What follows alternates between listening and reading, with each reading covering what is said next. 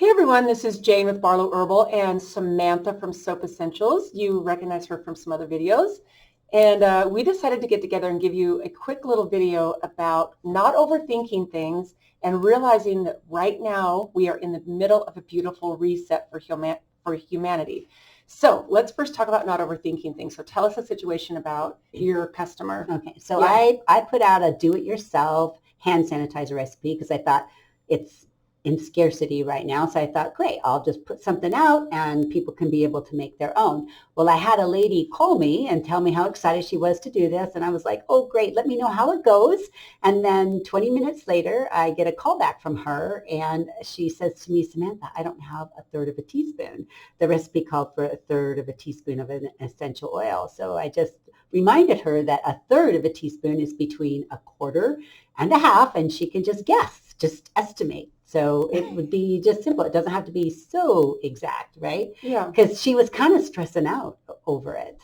Yeah, and I actually have people stress out on a pretty regular basis because they look at the directions in some of the things that we suggest on our products even. Mm-hmm. And if it says 15 drops, that maybe they feel hesitant after their research and they think, well, I don't know, this seems like that seems too much for me.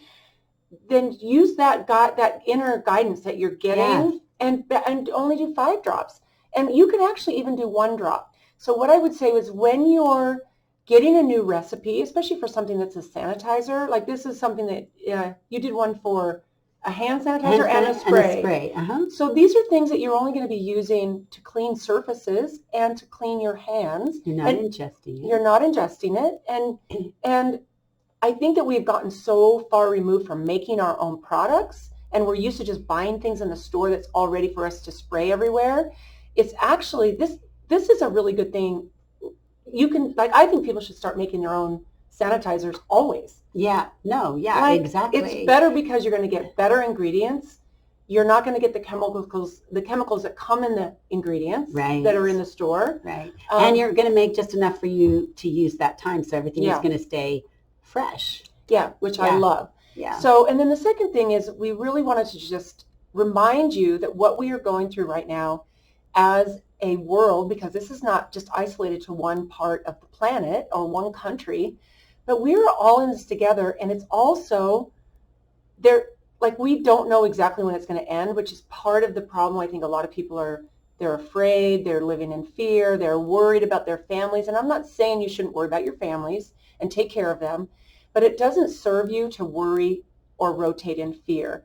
And I was telling Samantha about a book that I'm reading again for probably the 4th or 5th time, and many of you might have heard of it. It's called Man's Search for Meaning, and it's written by a concentration camp survivor, Viktor Frankl. And you might be one of those people who love this book and you've read it.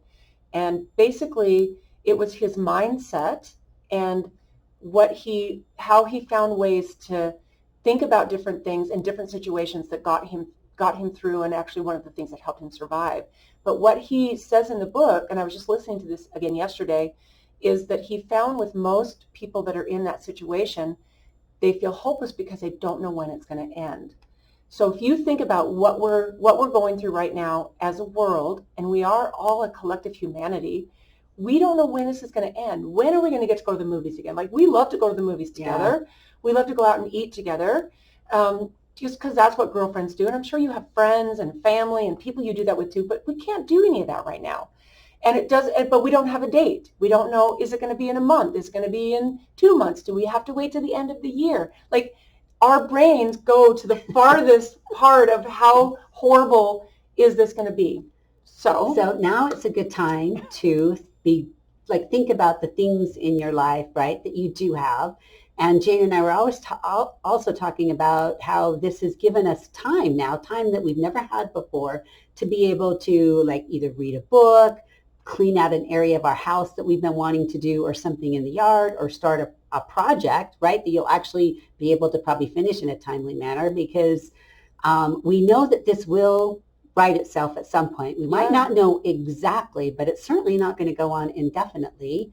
And it's just having those connections that you have with people. And if you can't have them physically, we talked about how you can do them through different applications on your phone or your computer to connect with people and still, share that love that we have for each other. Yeah, I mean, I think that's one of the biggest gifts of technology, but I also think that this hopefully will help some of you reset into how busy you make your life, because for you to all of a sudden have time, like we are time, we make time. You're not a slave to time unless you make yourself a slave to time.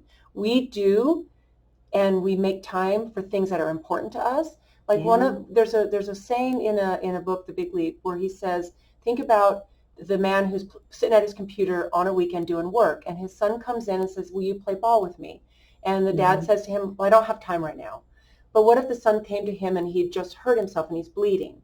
He would have had time. He would jump up and he would take care of his son. And I'm not saying that if there's a project that has to be done. So what you do is you change your verbiage. Instead of, I don't have time. And since reading that book, I've switched this to now, I need to finish this project and then I'll be right there with you.